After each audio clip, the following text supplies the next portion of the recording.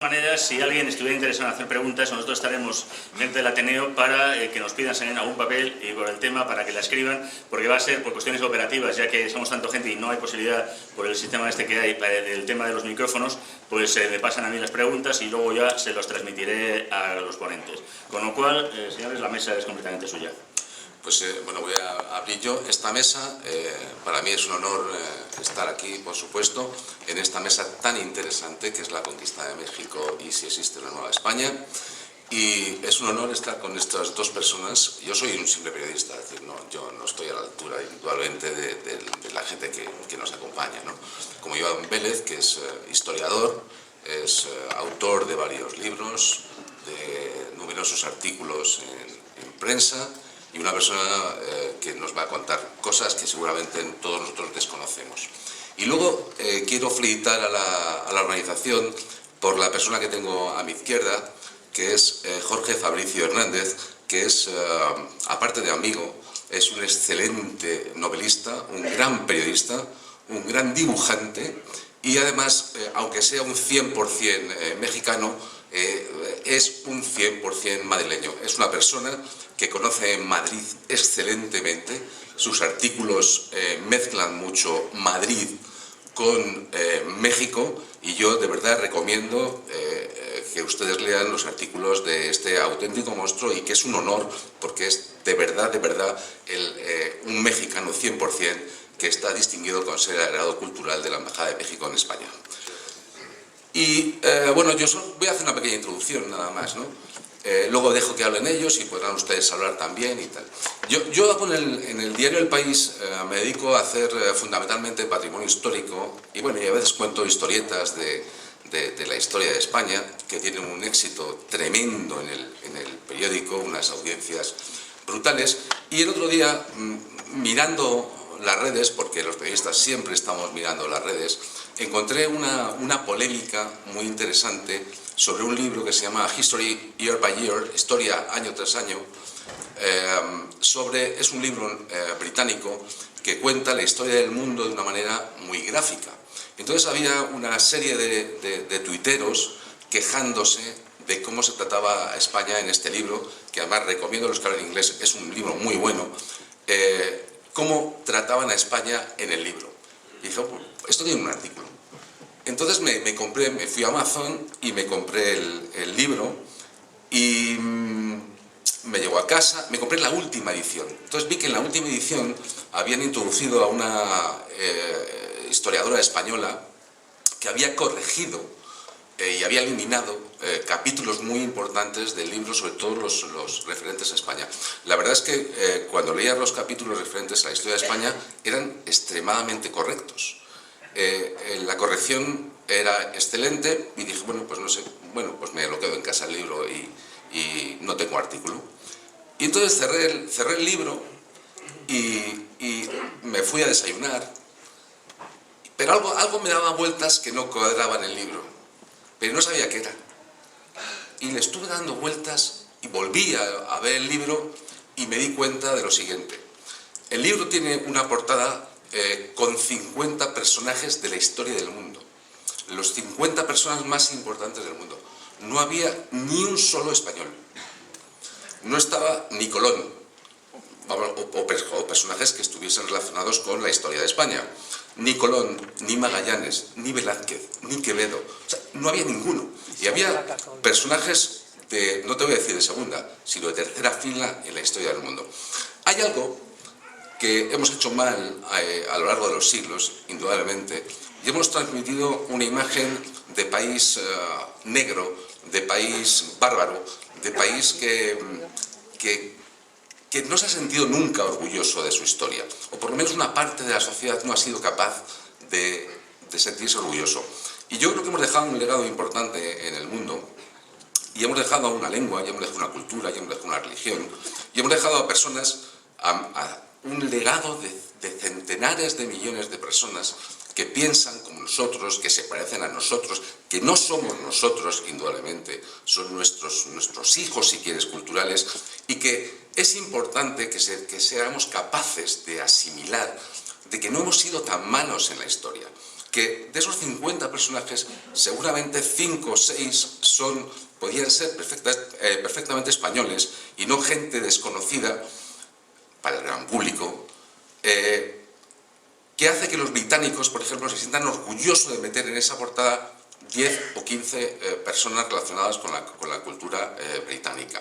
Y que nosotros, nadie, excepto los tuiteros que vieron una edición anterior, se quejasen de que hemos sido mucho más que la leyenda negra, que la Inquisición, que matar indios, que matar todo tipo de culturas, y es un enorme error. Entonces yo voy a dejar que sean tanto Jorge como Iván quienes nos cuenten en principio cómo ven ellos esta historia. Y si os parece bien, vamos a empezar por Jorge, ya que es... ¿Perdón? Bueno, por Iván, venga, vamos a empezar por Iván y luego que siga Jorge. Bueno, pues nada, primero por supuesto agradecer la invitación y la posibilidad de estar aquí, que yo nunca había estado en este sitio. Había estado en partes de este real sitio, pero no en este sitio concreto. Como soy arquitecto, pues esta de formación se me permitirá profesional, ¿no? Pues yo creo que lo que se acaba de comentar es muy ilustrativo y tiene una conexión directa con lo que nos reúne hoy aquí. El hecho de que haya unas ediciones en la cual se aborden biografías de 150 ¿no? personajes históricos y no participe en esa selección, no haya ningún español. Yo, como tenemos esta vocación hispana tan evidente, también preguntaría si hay alguno hispano, porque a lo mejor tampoco. Y entonces eso ya entonces nos coloca en una... O sea, es muy ilustrativo que eso ocurra, es decir, no es un ataque exclusivamente a la nación española, pues que forma parte del concierto internacional actual, sino a toda una parte formal, me parece a mí, de la historia de la humanidad. Es decir, que sin el Imperio Español, del cual son pues símbolos muy evidentes tanto Cortés como Elcano, porque Magallanes, por mucho que diga, por mucho que se crea, realmente no dio ninguna vuelta al mundo. Eso hay que decirlo, aunque parezca una perogrullada en el contexto en el que nos encontramos. Bueno, pues que no aparezcan ninguno de estos dos personajes, y podríamos introducir a muchos otros, me parece verdaderamente sorprendente, pero entra dentro pues, de una línea ya más que centenaria de escrituras y de selecciones de la historia universal, de la cual los españoles, o los hispanos, yo insisto en poner acento en lo hispano, pues por dejadez y por muchas otras cuestiones que sería difícil de desbrozar del todo, pues no hemos participado. Yo creo que jornadas como esta pues pueden servir no para darnos la razón y para darnos abrazos y todo eso, sino pues para poner sobre la mesa las verdades históricas, los hechos históricos y una serie de procesos que nos han conducido aquí, porque por más que editorialmente estén desaparecidos, al menos en ese volumen, Cortés y Elcano, insisto en ellos dos porque es aquí donde estamos hoy. Sí, claro, por supuesto podríamos hablar de Quevedo y habría además que exigirles, no sé si en el libro, porque yo el inglés no lo hablo ni tengo mayor interés, no sé el criterio con el... No, porque con este idioma puedo hablar... No, porque con este idioma yo he hablado en Ciudad de México, he hablado en Guanajuato y no he tenido ningún inconveniente. Hasta la fecha de Guanajuato, pues estupendo sitio, muy bonito, precioso, muy cervantino, por cierto. Claro, que no esté Cervantes, por ejemplo, pues es una cosa escandalosa. Entonces habría que ver qué criterios han llevado a esos editores a hacer esa selección. Que sabemos que siempre hay injusticias en toda criba que se haga. Pero bueno, pues esto yo creo que la introducción es muy buena en el sentido de que hay una especie de guerra o una especie de pugna pues por poner sobre el escenario de lo más ilustre a unos personajes y en otros. Y esa omisión de este orbe hispano, que creo que es una expresión que es muy fértil y muy sugerente, pues ya nos da cuenta de hasta qué punto la leyenda negra, ya no por acusaciones concretas, sino por esta especie de omisiones, pues está vigente, como se ha dicho anteriormente. Bueno, este sería un mínimo comentario a lo que acabas de decir, luego espero que el debate pues, nos conduzca a la Nueva España, supongo. Muy bien. Quiero agradecer que me hayan invitado, me siento muy honrado, amo al Escorial, aunque contenga un pudridero. Diga lo que diga Olaya, Olaya fue mi jefe y yo me siento de veras muy agradecido con la vida de que pude publicar durante el tiempo que él estuvo en la sección de Madrid una columna que se llama Café de Madrid y que espero que sea libro. Saliendo de aquí pienso asaltar un banco para poder pagar la edición del libro y pedirle a Olaya que le haga un prólogo.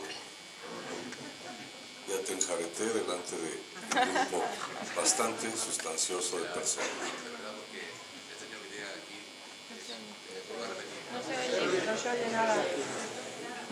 Para mí será un honor, y vuelvo a repetir que este señor que ven ustedes aquí tan grande, por cierto, aunque no lo crean, cuando era joven era muy delgadito y era torero, o sea que... Ahora peso lo que pesaban los toros que mantengo.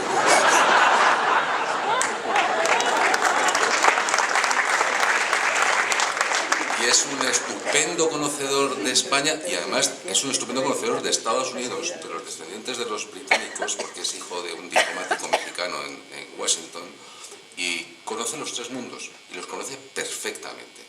Pues ya diste pie a que pueda yo decir algo que parezca inteligente. No sin antes elogiar a Iván y hacer culpa pública.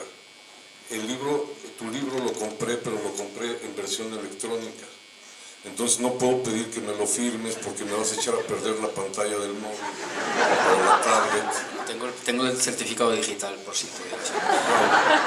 Mándame un mail con cariño. Hasta donde llegué quiero celebrar la prosa limpia y el favor que nos haces a tantos, tanto los que hemos leído documentos originales, como a tantísimos jóvenes que quizá no tienen ni idea en realidad que fue la conquista, porque lo que ha logrado este hombre es poner en un español absolutamente navegable, transparente, toda la maravilla de lo que parece una cosa de encantamiento. Por ahí quiero empezar. La conquista de México parece un guión de un novelista enloquecido. Si yo escribiera lo que escribió Bernal Díaz del Castillo, si yo tratara de describir lo que es México, como lo hizo el capitán Cortés, delante de su majestad el rey, que arrugó un pliego de papel y le dijo, es eso. Uno llega por el agua, por el mar, sube, y en esta punta, hasta arriba, es una ciudad que está sobre dos lagos, uno de agua salada y uno dulce. A mí me viene a contar eso un capitán, pues lo mando a detener evidentemente y lo mando a un psiquiátrico, porque no existía manera de verificar. Gracias a que el capitán Olaya me acaba de dar pie, sí, quería yo empezar por decir que yo crecí en inglés y crecí en otra cultura. Entonces yo creo que el tema que nos reúne el día de hoy, y algo tiene que ver mi obesidad, es que es una cuestión de digestión. El mundo anglosajón no ha sabido digerir las maravillas ajenas, a menos de que las mancille. Es decir, si McDonald's introduce paella, por favor no la coman, porque le va a partir la madre a la paella. O los tacos, los tacos mexicanos que se venden en Gringolandia son con una tortilla dura, que no sé qué pinche gringo dijo que eso era una tortilla. Pues eso no es una tortilla, eso es una canoa, aparte insípida, con una salsa que no pica. Y pues eso me recuerda a mi matrimonio. Entonces, en ese contexto, la leyenda negra es que en inglés, cuando les conviene a ellos hablar de su remoto pasado, de su ancestraje, dicen legacy, the legacy, incluyendo los actos sangrientos, porque son muy injustos, porque tienden al abuso, porque privilegian la amnesia, porque honran la imbecilidad, porque tienen a Trump de presidente. Esto es muy serio. Hubo 47 millones de norteamericanos que votaron por ese señor. Y ese señor es un racista y un supremacista. Pero cuando se hable de su presidencia, lo van a digerir diciendo que es un legacy, the Trump legacy. Pero cuando hablan de nosotros, España y México unidos, si no es que toda Hispanoamérica, entonces sacan de la manga otra palabra con L que es legend, que es la leyenda negra. Ahora, yo decía que esto tiene que ver con la digestión por lo siguiente.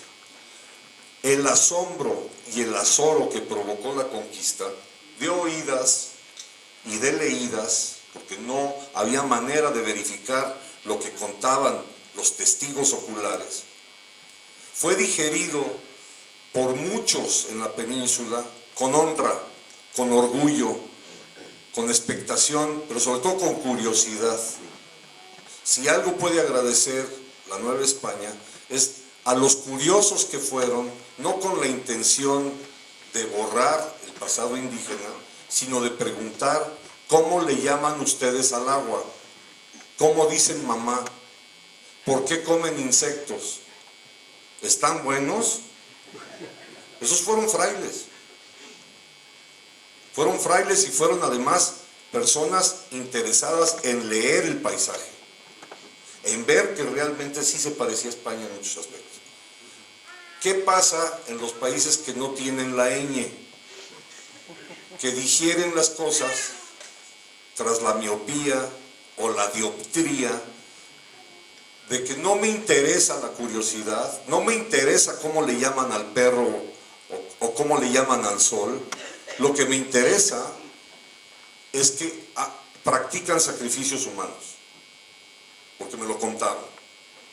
Ahora, eso nos hizo creer en la Warner Brothers que cortaban un brazo mis abuelos y se lo comían como si fuera Kentucky Fried Chicken. Y no es cierto, no es así. Nada más como un breviario cultural les diré. La antropofagia ritual era comulgar con el rival caído para asumir las virtudes de tu enemigo. Eso lo vio un fraile franciscano y dijo, wait a minute, espérate un momento, es lo mismo que hacemos nosotros nada más que con pan. Y el vino se convierte en sangre. Entonces, por ahí va la leyenda negra, por una cuestión ideológica, religiosa, mala leche y mala digestión.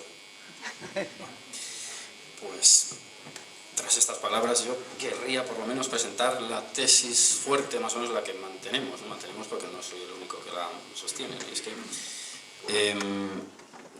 digamos que tras la conquista, hay que aclarar que hace 500 años no se conquista el Imperio Mexica, de México, en fin, estas polémicas, ¿no? Terminológicas, ¿no? Sino lo que ocurrió hace 500 años y unos meses es la llegada de un colectivo de españoles, hablando de los cuales parte un Hernán Cortés que tiene una serie de escaramuzas muy complejas y muy leguleyas con Diego Velázquez, pero allí lo que surge, y apelando además a una especie, entre muchas comillas, de democracia popular clásica ya ensayada en España, se constituye un cabildo. Yo muchas veces, el que me haya oído, pues siento repetirme, pero es que creo que son paralelismos muy bonitos. Si el primer ayuntamiento o cabildo español, o como se quiera llamar, o sea, colectividad, sería Brañosera en León, Veracruz sería una especie de nueva Brañosera, del mismo modo que la Nueva España es una especie, pues eso, una especie de réplica en la que se intentó mejorar por la vía política y por la vía religiosa, como bien has dicho, y del cual no hay retorno. Es decir, a pesar de la leyenda negra, de toda la fuerza que ha tenido, lo cierto es que ni siquiera cuando se constituye el México actual hay una restauración del México precortesiano. Y esa es la labor trascendental cuya punta de lanza es Hernán Cortés, pero no el único. Es decir, si al parecer, según se supone, el que llama Nueva España a aquel territorio pudiera haber sido Grijalva, que es el que precede a Hernán Cortés y sus compañeros y todas las subsiguientes oleadas de gentes vinculadas a la milicia, al comercio y a la religión, transforman aquella sociedad de un modo que impide la restauración de lo previo. ¿De qué modo? Pues de un modo muy complejo, mediante la implantación de las instituciones españolas. De ahí que nosotros sostengamos siempre, nosotros digo la Escuela de Oviedo, fundada en la filosofía de Gustavo Bueno, hay que poner las cartas sobre la mesa nada más empezar, de un modo que permita incorporar a esas sociedades en estado de barbarie, según, por supuesto, las categorías de la época. No podemos incurrir en los anacronismos clásicos, que son un poco los que se manejan cuando se trata de fundamentar la exclusión de los españoles, pues, de los hitos estelares de la humanidad, como diría Stefan Zweig, ¿no? Entonces, claro, el intento de incorporación a las instituciones tanto políticas como sociales como religiosas, pues fue un fenómeno complejo de mucho tiempo, incompleto, es decir, la Nueva España no se solapa con los Estados Unidos mexicanos, porque incluso además, si nos acordamos de lo que ocurre cuando el Nuevo México cae en manos yanquis, pues es todavía más difícil identificar el virreinato con eso, ¿no? Pues lo que se produce durante esos 300 años es un proceso de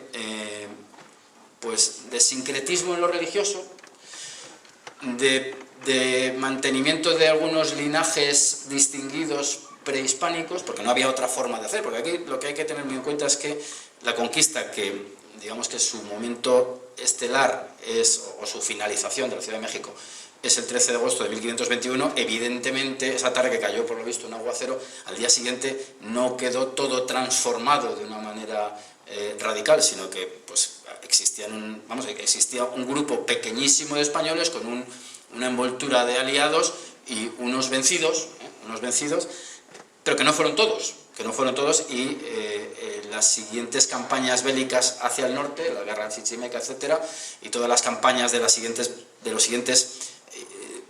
provincias o reinos, o como se le quiera llamar, pues ya incorporaron no solo tlaxcaltecas, totonacas y toda esa serie de primeros socios, sino parte de los mexicas, que muchos de ellos, por el hecho de haber sido una triple alianza, pues creyeron que lo más oportuno era unirse a la inercia conquistadora. Bueno, los efectos a lo largo del tiempo, ya cedo la palabra, son la constitución pues, de una Nueva España en la cual se replicaron muchos cargos, se trató de incorporar no digo todo, no quiero presentar aquí una especie de leyenda rosa que nada más lejos de mi intención, sino que se trató, por supuesto, con la perspectiva estratigráfica social de la época a quien convenía que lo hiciera. Y bueno, los resultados están ahí, el mestizaje es evidentísimo, el uso de la lengua en México es verdaderamente refinado, independientemente incluso del grado de alfabetización de que sea tu interlocutor.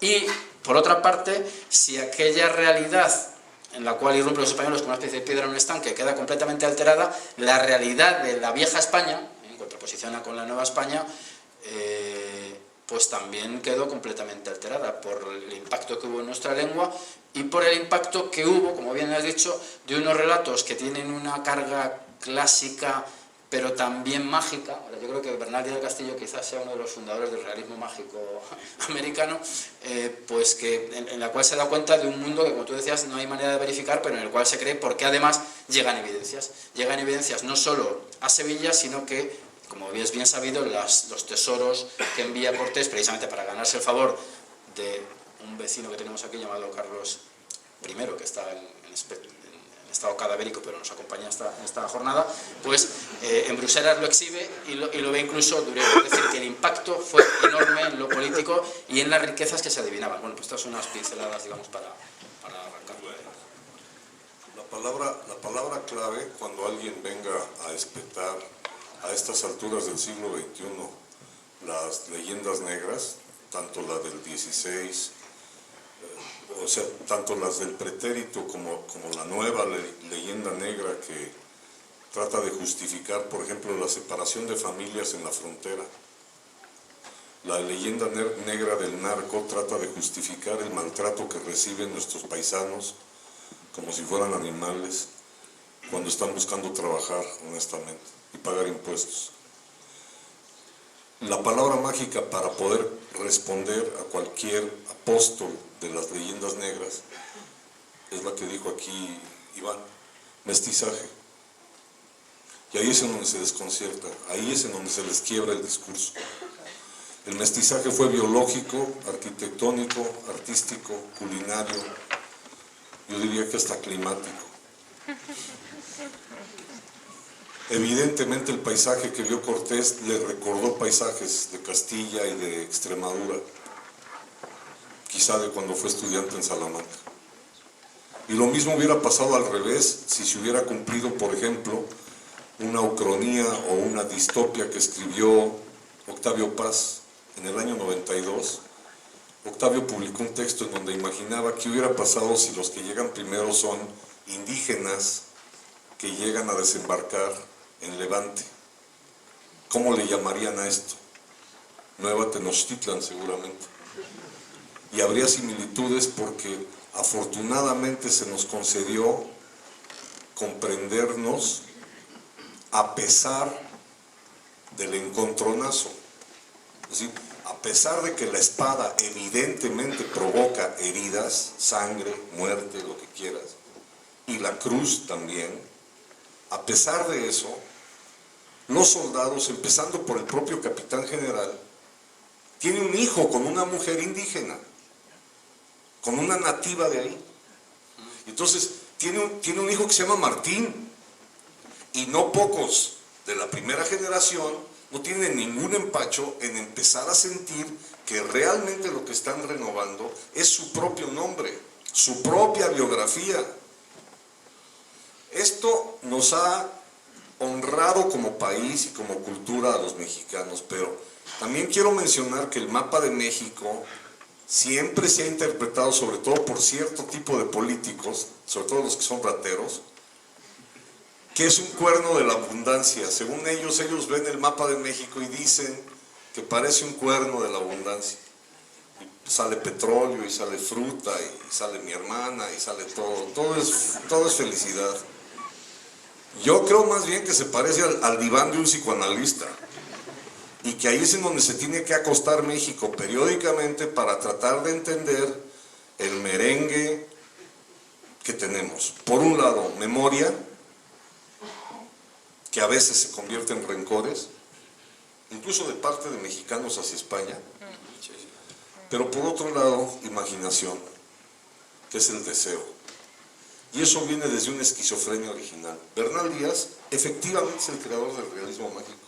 Es el hermano mayor de García Márquez. Es el primo de Rulfo. Es conocido de Carlos Fuentes. A lo mejor cortejó a Sor Juana. Pero ¿sabes lo que hizo? Que es que le pone a su libro historia verdadera. Y entonces a los que estudiamos historia se nos inculca como un libro de historia, de crónica. Pero nada más por mencionar que también es novelista, él pone que van al cerro del Popocatépetl, y reto a que alguien lo diga en voz alta ahora mismo, mientras esté comiendo un cocido. Va al cerro del Popocatépetl porque el capitán Cortés mandó raspar azufre, porque se acabó la pólvora. Y ese mismo día, según Bernal Díaz del Castillo, por la tarde estaba en Tlatelolco, que eso sí creo que lo pueden pronunciar fácilmente. Bueno, eso no lo logra ni el helicóptero de las noticias hoy en día.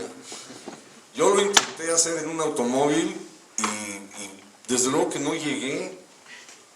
Entonces, ¿qué hizo? Quizá por no haber entrado al volcán. O a lo mejor no fue a Tlatelolco, sino que alguien le contó. No digo tú. Yo no quepo. No hay cuerda que me aguante. Pero, ¿qué es lo que hizo? Imaginó, narró. Entonces, el historiador, si no es que todos los historiadores mexicanos, lo que tenemos es ficción y realidad. Sí, pero esto es muy interesante. Bueno, pero evidentemente la historia verdadera, y es verdad que es chocante decir verdadera cuando se demuestra que hay pues cosas que no encajan, ¿no? Mentiritas. Y mentiritas. Vamos a ver, y no olvidemos que yo el último capítulo, hay que hablar del libro de uno, como es obligado, ¿no? Lo titulo La espada, la cruz y la pluma. Es decir, que en la conquista de México interviene mucho la espada, interviene mucho la cruz, pero la pluma interviene, la pluma como símbolo, no solamente como instrumento de escritura, interviene en las relaciones que van haciendo, es decir, la defensa de Cortés frente a los mexicas y en su momento los tlaxcaltecas se hace con la espada, pero la defensa de Cortés respecto a las posibles acusaciones, a las acusaciones de ser un rebelde, se gana con la pluma, con sus memoriales, y ahí hay una pugna entre plumas, porque claro, el individualismo de Cortés, porque si nos damos cuenta en su texto muy clásico, nombres se dan poquitos, la pluma, Bueno, otra pluma más rudimentaria, la suya, ¿no? Más sostenible, seguramente. Por No, pero quiero decir que la pluma también nos remite a la negociación, al pacto, a la diplomacia, y gran parte de la conquista se hace con la palabra, bueno, incluso con la pluma, porque él, de una forma casi mágica, se da cuenta del respeto reverencial que tienen aquellos señores por la palabra escrita. Les sorprendía que algo que no son sus glifos pues tuviera tal profundidad, y eso es un factor verdaderamente importante. En cuanto a lo que has dicho de la contraposición entre el mundo anglosajón y el mundo hispano en relación a la cuestión racial, pues es absolutamente patente, y además como ejemplo de que los españoles no tenían ese racismo. Sí tenían clasismo, como es propio de la época, pero el racismo no era, por su condición católica, tan fuerte, aunque tampoco voy a negar que no hubiera nada, pero digamos que estaba mucho más diluido que en las sociedades anglosajonas. El ejemplo de Martín Cortés, el mestizo, el mezclado, pues es evidente, porque y a Martín Cortés lo tiene Cortés con doña Marina, insisto, y es enviado a la corte, es compañero de este tipo de salones de Felipe II, eso no hay que olvidarlo. Y hay unos memoriales, porque claro, Cortés es por supuesto esa figura que alcanza la dimensión mítica, pero claro, es también un hombre que se preocupa por las cosas de su casa y de sus matrimonios y de sus hijos, ¿no? Y las cartas que envía a Francisco Núñez, su representante en España, las cartas privadas, pues hablan mucho de negocios, pero hablan también pues de afectos familiares. Habla de cuando se le mueren hijos con su segunda esposa, Juana de Zúñiga, y habla también de Martín Cortés. Y es muy conmovedor ver como en una de ellas le dice que se preocupe de que ese niño tenga dinero y recursos para ser uno más entre sus compañeros de corte. Y claro, ahí el aspecto era absolutamente chocante, pero la equiparación con esos otros compañeros de juego y de formación en torno a Felipe II es enorme. Es más, como es sabido, la mortandad infantil en la época era muy elevada, y las rectificaciones que se hacen en los testamentos van muy ligadas a si se tiene o no se tiene descendencia. Bueno, Cortés, en uno de los momentos, dice que si cuando él muera no hay ningún hijo vivo suyo, que pueda ir a Martín Cortés el mestizo. Es decir, para que se vea el nivel de asunción pues de un hijo que es, como él dijo, al que no quería menos que el que tuvo con la marquesa. El Martín Cortés, que por cierto pues encabezó una rebelión en 1564 en México, que no le costó la cabeza a él, no, pero sí a algunos de sus compañeros o instigadores, por ser quien era. Es decir, que para que veamos un poco el mundo en el que se movió todo aquello. Y que esa primera generación de mestizos ya nacidos en la Nueva España empiezan a sentir en la saliva la palabra independencia. Es muy curioso, es decir, que no se sienten ya, porque no lo son, ya no son peninsulares, No, claro. pero tampoco son estrictamente indígenas. La palabra clave es mestizaje, y estoy hablando mucho del mundo anglosajón porque la leyenda negra en realidad es un producto anglosajón, es un invento de los que no hablan con ñ. Y un ejemplo que puede entender cualquier ciudadano del mundo de hoy es, no sé si alcancen a ver hasta allá atrás, pero vean mi cara.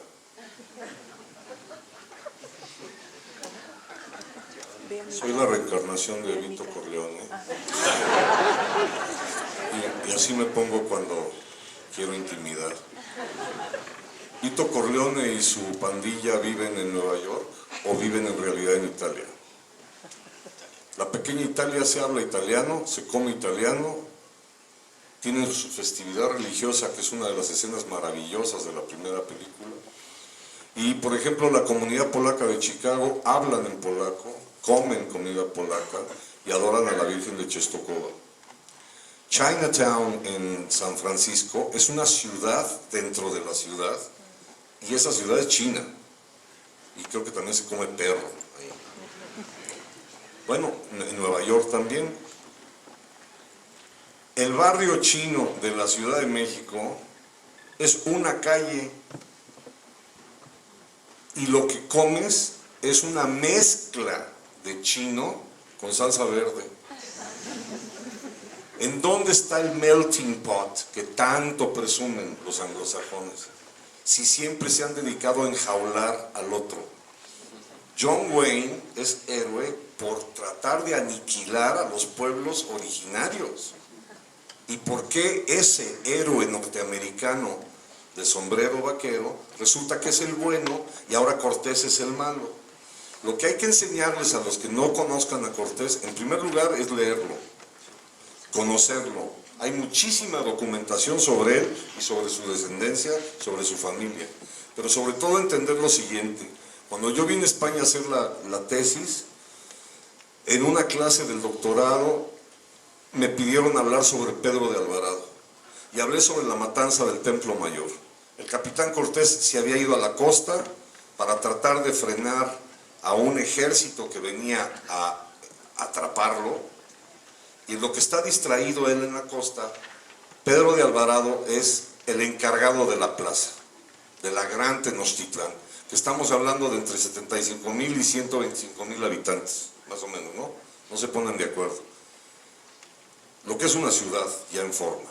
Y hay un día en que él malinterpreta una festividad, una danza, a lo mejor hubo algo de, no Don Julio, pero hubo pulque, hubo algo que tomó Alvarado, bueno, y que tomaron todos los danzantes, y en esa juerga él malinterpretó que era una sublevación, y es una matanza terrorífica, que de hecho agrió los términos en los que se estaba conquistando el Imperio Mexica. Cuando yo expuse esto en clase, se levantó un compañero de cuyo nombre no quiero acordarme, y delante de mi profesor Cepeda me dijo lo siguiente: no permitiré que habléis mal de mis ancestros. Afuera, bellaco. Como si fuera un capítulo del Quijote. Y yo dije, ¿qué le pasa a este güey? ¿Qué pasó?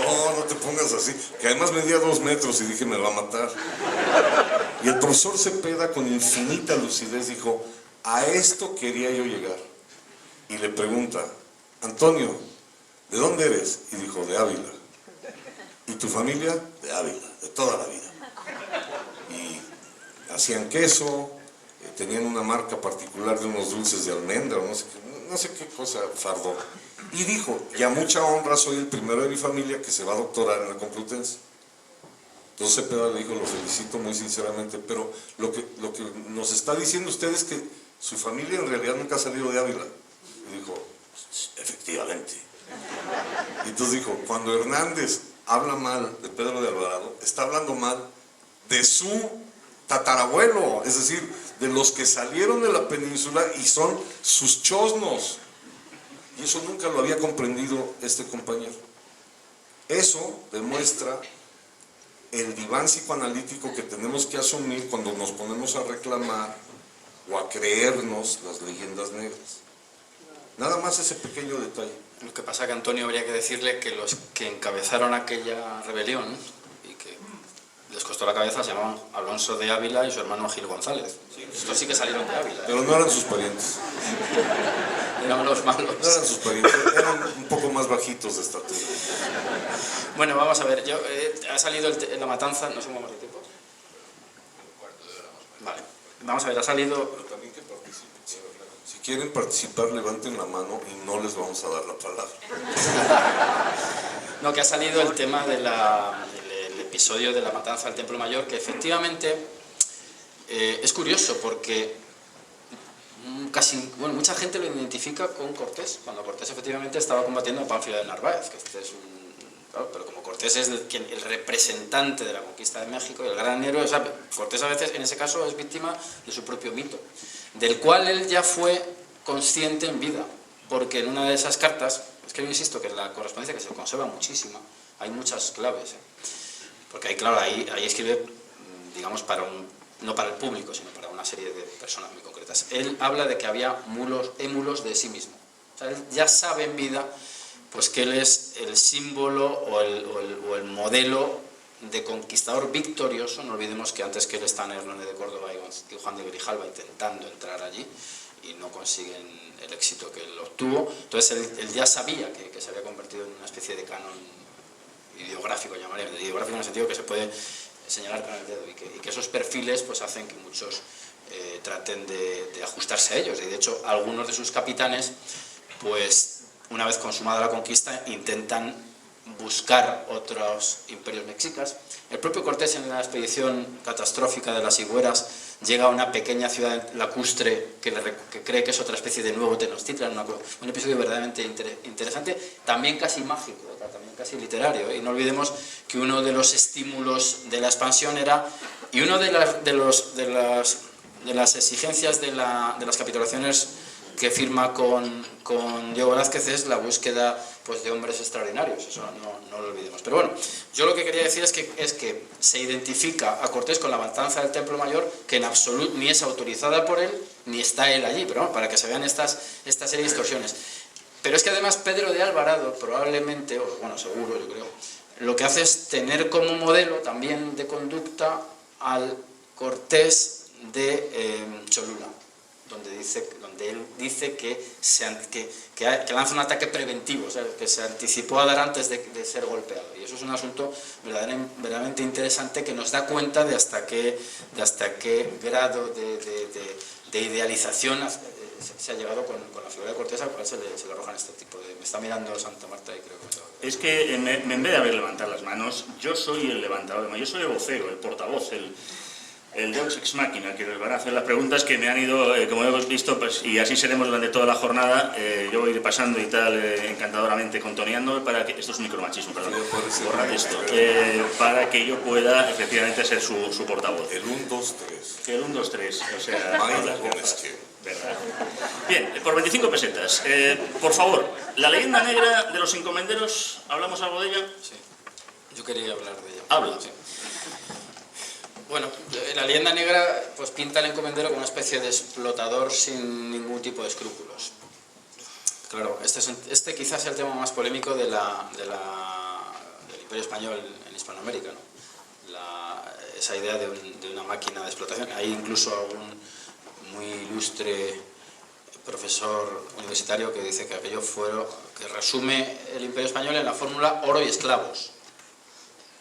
Ya lo hemos combatido en alguna ocasión y no vamos a entrar en ello. Claro, la encomienda era algo que ya se había puesto en práctica en la España peninsular.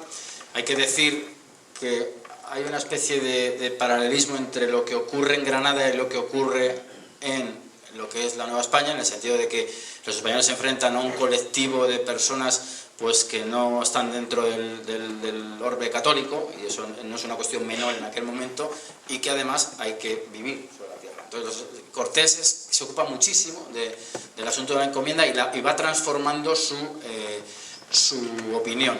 Él reconoce que durante la conquista, como estímulo, pero claro, es que no hay otra forma es una conquista, no lo olvidemos, no podemos ponernos tan estupendos como para pensar pues, que solamente había que haber abierto una especie de mesa de diálogo y todo el mundo tan contento, ¿no? Entonces, él dice que durante la conquista pues, promete repartimiento. El repartimiento es pues, dejar una serie de indios al cargo de un español para el cual trabajan con el compromiso, esto es brocha gorda, con el compromiso de que él los instruya en la fe católica. Pero es que, claro, el aliento católico del Imperio Español es consustancial y no es algo que se pueda separar.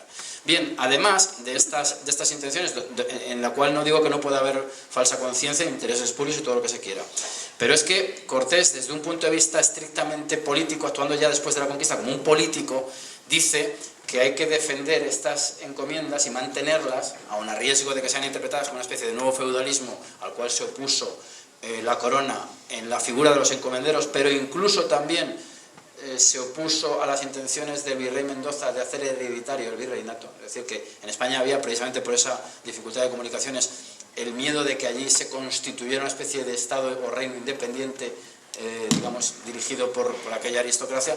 Pues bueno, lo que dice Cortés, lo digo de manera supersónica, es que si a esos españoles no se les da un medio de vida, que sería ese, abandonarán aquella tierra y la conquista se perderá. La conquista en lo político, pero en lo religioso él dice que a esos encomenderos, en función de su fuerza económica, se les debe exigir constituirse una especie de ejército de reserva. ¿Por qué? Pues porque allí lo que se está es propagando, y Cortés es uno de los primeros impulsores, el catolicismo mediante las órdenes religiosas. Y él plantea una cosa de crudo realismo. Si no hay una especie de policía o de ejército que pueda defender a los clérigos, porque por mucho que diga Bartolomé de las Casas, en absoluto eran acogidos pues con hospitalidad, muchos de ellos se los comían literalmente, pues lo que dice Cortés es que si a esos señores a los cuales se les exigirá tener armas y caballos en función de su fuerza, abandonan aquello, tampoco se podrá extender la fe católica. Entonces este es el verdadero problema de la encomienda. Por un lado, desde España, el miedo a que sea la implantación de unos señoríos ad eternum, pero por otro, desde allí, el hecho de decir cómo vivimos. De hecho hubo una gran emigración del virreinato de la Nueva España al del Perú cuando se descubren esas riquezas de Cerro Rico de Potosí, pues es eso, que desde allí lo que se ve es que si no hay un medio de vida, no solamente no habrá españoles que puedan vivir allí como señores, sino que no habrá propagación de la fe católica. Eso es lo que yo diría, sí. Sí, sobre todo porque tenemos 7 preguntas más. Le ruego no me haga 7 conferencias más. Quiero dar un pequeño dato. Me lo diga. Cuando vine a hacer el doctorado, la tesis era compañeros de Cortés. Yo quería saber quiénes fueron, cómo se llamaban y no determinaron.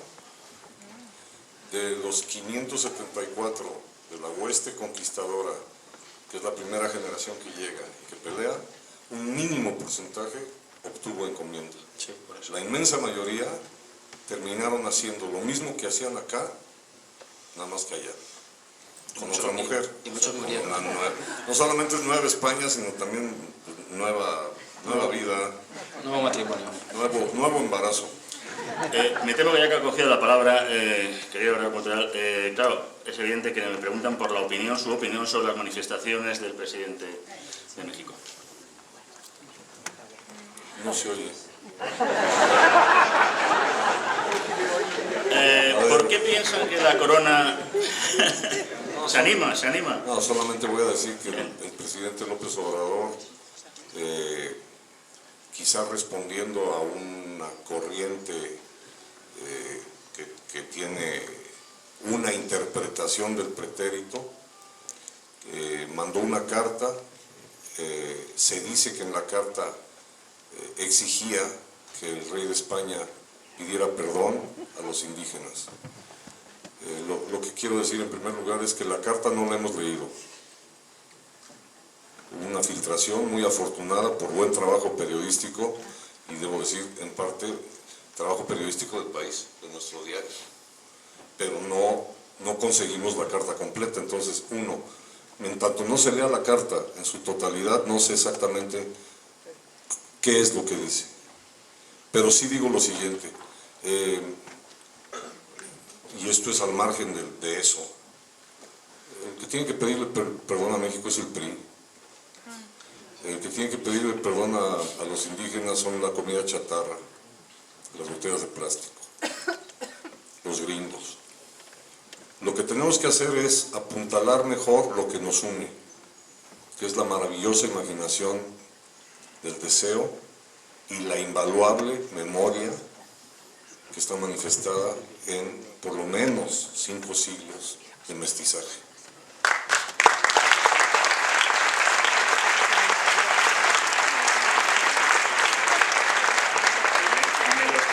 Vamos completamente ya, vamos, en fin.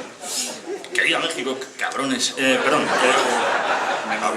Nos venimos. ¿Por qué piensan que la corona nunca fue al Nuevo Mundo? Bueno, pues hombre, sí fue. Fue en la figura del virrey. Bueno, al rey Carlos, yo le quiero mencionar cuando, o sea, voy a ir ahorita aquí, ¿no? Donde está el sarcófago, a ver si no es imprudente despertarlo, pero aprovechando que vine al Escorial, sí quiero decirle, oye maestro, en el memorial de Yuste no hay una sola línea donde hable de la Nueva España. ¡Qué poca madre! ¿Por qué no mencionó por lo menos un mínimo interés? Ahora, quien sí asume un gran interés de la Nueva España es su hijo Felipe. Hagan el recorrido, vayan a la sala del trono, y en donde están los mapas del imperio, donde no se ponía el sol, el que está en el centro es México, es la Nueva España. Y muere viendo una litografía, un grabado de Francisco Hernández, su protomédico de una planta mexicana. Bueno, y también viendo algún cuadrito del Bosco porque había pornografía. Pero como murió confesado, pues no es pecado. Pero muere viendo una planta mexicana. Ahora, tanto así como ir, es que lo decimos nosotros que viajamos ahora en el siglo XXI. Y aún hoy en día, hace un momento, la amable señora que nos dio la bienvenida en la puerta, decía las muchas horas de avión. Ahora imagínense ir a Sevilla, ver Granao, y por mucho que te digan que la tierra es redonda, creerle a la palabra de un pelado que está ahí y aventarte 30 días con una bola de monos que cada vez que se pone el sol, lo que ven es que se cae. Pues, ¿quién se va a animar a ese viaje? No, hay motivos de seguridad, pero yo insisto, va en la figura del virrey. Bueno, sí, lo cierto es que es una especie de, claro, simbólicamente va, y es una especie de réplica suya y hay una circulación de información bastante fluida, ¿no? ¿Se sabe la población estimada de indígenas al llegar Cortés y un siglo después? ¿Qué proporción hay a una especie entre españoles e indígenas? ¿Hay algún estudio? Es terrorífica la caída en el nivel poblacional, porque yo tengo la fortuna de que me dirigió la tesis José Luis Martínez, que es el mejor biógrafo de Cortés. Entonces yo colaboré o ayudé con datos para su gran libro de Cortés, que además tiene 4 tomos de documentos, y los tuve que leer, y los leí. Pero me acuerdo que cuando vimos lo de los números, una de las cosas asombrosas es que 100 años después de la conquista, es quizá menos de la mitad de la población, pero no solamente por la guerra, por enfermedades. Porque lo que falta mencionar es el mestizaje de la contaminación molecular. No había habido viruela y los indígenas no saben ni cómo llamarla. Es patético y es muy doloroso ver cómo la dibujan, porque llenan como dálmatas a sus hijos, pero es menos de la mitad lo que queda. Bueno, lo que pasa es que hay que decir que efectivamente son grandes epidemias que se producen pues porque aquellas personas no tenían defensas en sus cuerpos, ¿no? Pero es que se produjeron varias oleadas en el tiempo, ¿eh? No solamente la fuerte es la primera, sino que hubo otras muchas. Claro, también ojo con esta cuestión, porque a veces se ha dicho que es una especie de guerra bacteriológica. Eso hay que negarlo de plano por un asunto, vamos, se desmonta muy fácil. Si la gran fuerza bélica de Cortés se la dan indígenas, hombre, me imagino que aquellos señores tampoco estarían inmunizados frente a la viruela, ¿no? Y luego la gran mortandad que se da en la ciudad de Tenochtitlan, yo así lo sostengo, ¿no?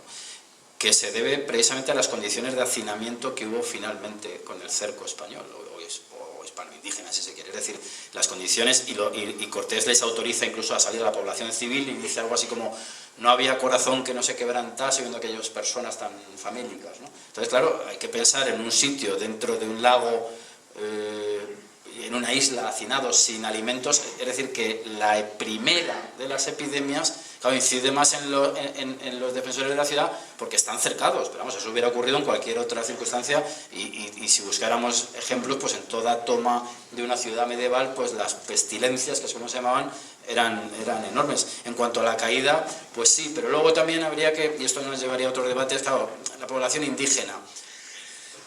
La idea de indio, que tiene también un componente racista inequívoco, pues es muy delicada, porque genéticamente se sabe que había no solamente que no se conocían entre ellos, sino que las diferencias genéticas entre indios, no sé, de la Patagonia y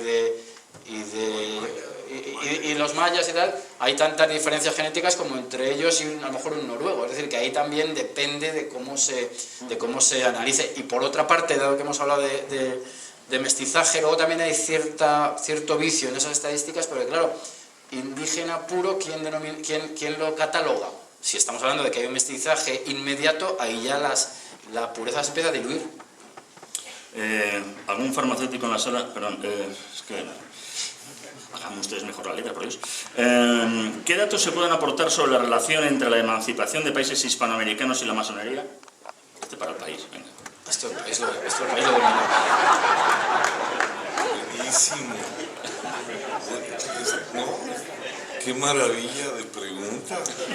Yo Estamos solamente desviviéndonos por hablar de la leyenda negra y la conquista y tómala.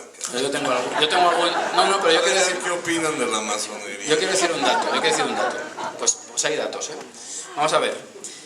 En el proceso de independencia Claro.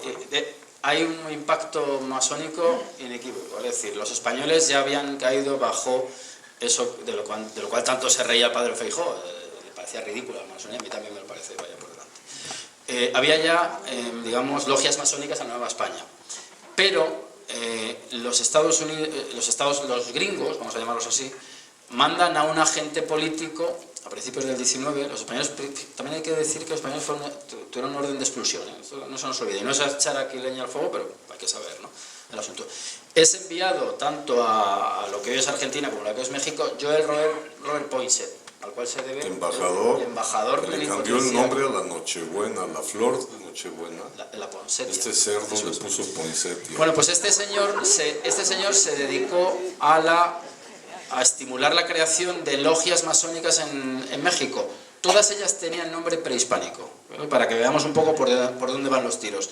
El resultado de aquella fascinación, o uno de ellos, de algunos mexicanos ilustres de la época es que México perdió, ¿cuánto parte de su territorio? Pues poco más de la mitad. Un 40%, ¿no? Sí. Pues para que se vea, ¿no? O sea, que sí que hubo... Un mal negocio en Viena. Fue un mal negocio el de Santana y compañía. De hecho, hay una pregunta que se hila un poco, porque hablan de que el general San Martín, Bolívar, pusieron fronteras y gobiernos, quedó intacta la cultura, que es la que mantiene el pueblo, pero claro, por eso esas Américas niegan su cultura por rechazo al origen. O sea, ¿cuál es el problema? A lo mejor hay entre ese problema luego en las independencias, a la hora de establecer unas fronteras y unos gobiernos que tampoco existían antes. Bueno, yo creo, a ver, la cultura es un ente vivo, y si no, pues entonces no mola. Es transformador y es transformante, tiene que ver con todo, con el idioma y con la comida y con los sabores. Desde luego que las fronteras son arbitrarias, porque no se ven, o sea, las rayas no están pintadas. Y a veces cuando tomaron ríos de por medio, pues ese es el problema, que el mismo río se llama de un lado Río Grande y del otro lado Río Bravo. Esa es nuestra cicatriz con Estados Unidos. Yo diría que, bueno, afortunadamente la riqueza cultural no ha dejado de ser exponencial y ha sido muy adaptativa y muy adoptativa. Es decir, yo no soy de los fanáticos que quisiera impedir que McDonald's siga abriendo sucursales en México. Yo soy de los que celebra que por lo menos en México es con jalapeños. O sea, tuvieron que cambiar su menú. O sea, nos los chingamos.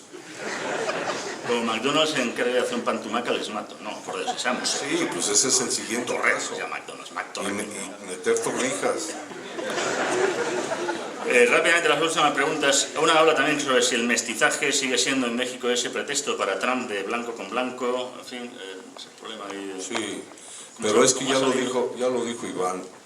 Nosotros llevamos 5 siglos de una herencia nefanda, si no de racismo, sí de clasismo. Y yo lo digo porque me duele. Yo sé que muchos mexicanos no lo dicen. Este año fue nominada para el Oscar a la mejor actriz, una mujer indígena, y buena parte de México se burló de ella en Twitter y en memes diciendo que era una pinche india. Mientras no logremos resolver eso, que se intentó incluso resolver con la imagen guadalupana, que es una virgen morena, indígena, nosotros tenemos que recurrir al diván del psicoanálisis. La confusión me parece que es endémica y es epidérmica.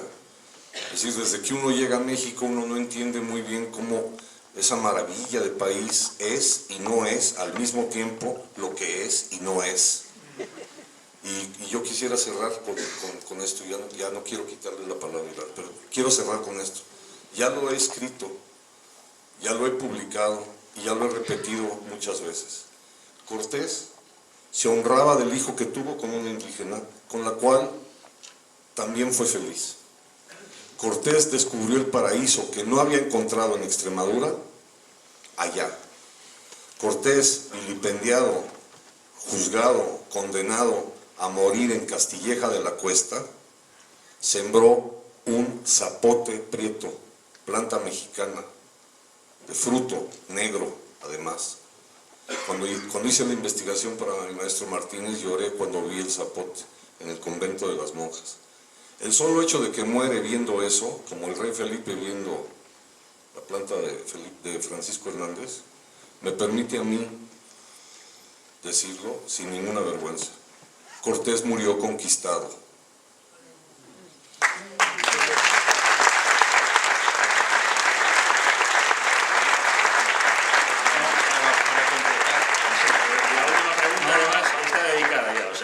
Para completar ese cuadro, Cortés quiso ser enterrado en México, en Nueva España, perdón. Bueno, y está ya. Y está ya, después de muchos avatares. Pues la última pregunta es directamente para don Vicente González Olaya, pidiendo más apoyo desde los medios, especialmente desde el país, a los divulgadores españoles en cultura. Preguntando cuántas veces han salido los Bueno, yo no sé, yo lo único que puedo decir que desde hace 1 año y medio que estamos dedicando páginas y páginas a lo que es la historia de España. Los resultados son sinceramente espectaculares. Yo no sé, hoy por ejemplo hemos publicado una batalla, la batalla de Santa Cruz de Tenerife, una mentira dentro de la leyenda negra que a través de herramientas informáticas demuestra que fueron los españoles los que ganaron la batalla. Y yo no sé los datos ahora mismo, y lo único que te puedo decir es que a las 9 de la mañana tenía en mi Twitter 36.000 retweets.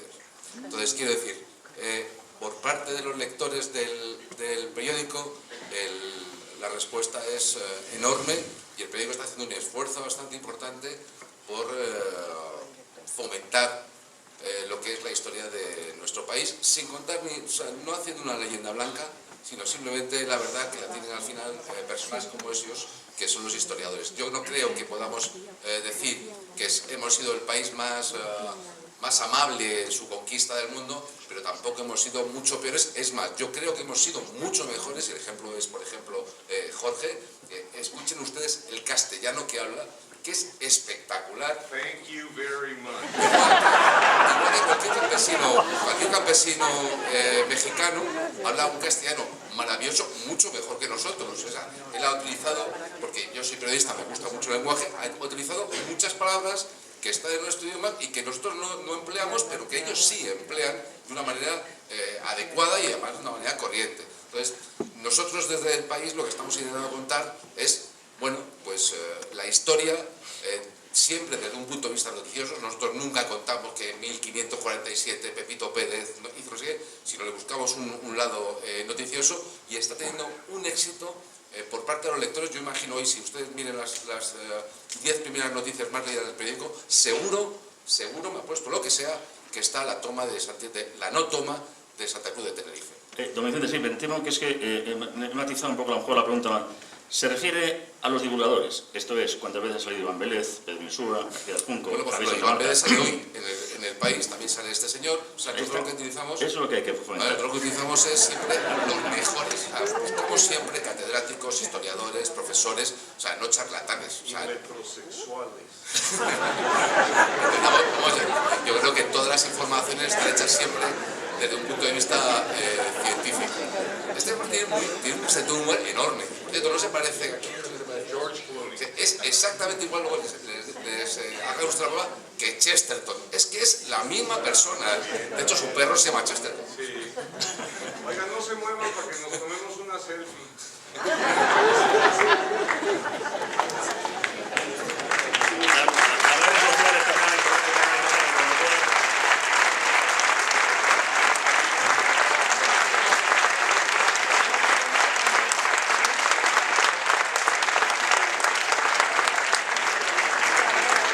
Muchísimas gracias, de verdad, por esta mesa tan fascinante. Desde luego vamos a continuarla con una no menos, que es el tema de la